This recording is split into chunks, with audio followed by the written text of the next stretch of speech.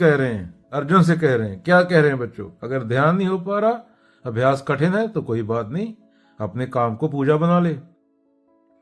अगर मैं के लिए नहीं, सत्य के लिए किया जाए कोई भी काम, तो वह ध्यान बन जाता है। भक्ति का अर्थ केवल जप या ध्यान नहीं। अगर तू ईमानदारी से, निस्वार्थ होकर अपने कर्म को ईश्वर को समर्पित करता है, तो वही तेरी साधना है। कृष्ण कहते हैं, तू यहां है, वहीं से शुरू कर। मुझे पाने के लिए आसन नहीं, सच्चाई चाहिए। एक किसान हर सुबह खेत में जाता था। वह कहता था, यह फसल मेरे लिए नहीं, यह तो भगवान का कार्य है। धरती के प्रति मेरा प्रेम है। वह मेहनत करता, पर फल की चिंता नहीं करता। दुखी नहीं होता अगर वर्षा ना हो, क्योंकि उसने सब कुछ अर्पित कर दिया है। था ऐसा किसान कर्मयोगी है, वह हर काम में ईश्वर को देखता है।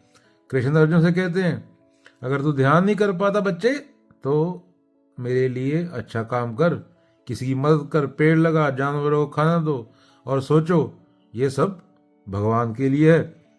जब हम हर काम ईश्वर को अर्पित करते हैं, तो मन धीरे धीरे पवित्र हो जाता है। मन तो ज्योत स्वरूप है, अपना मूल पहचान, धीरे धीरे शांत हो जाता है। तो क्या है इस वर्ष का मतलब? अगर ध्यान कठिन लगे, अर्जुन को कृष्ण बोल रहे हैं, तो अपने कर्म को पूजा बना लो।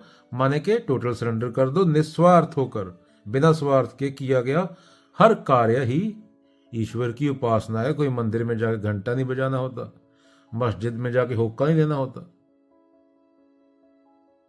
जिसको तुम ढूंढ रहे हो वो तुम ही हो। जो तुम माने बैठे हो उसको तुम्हें हटाना होगा।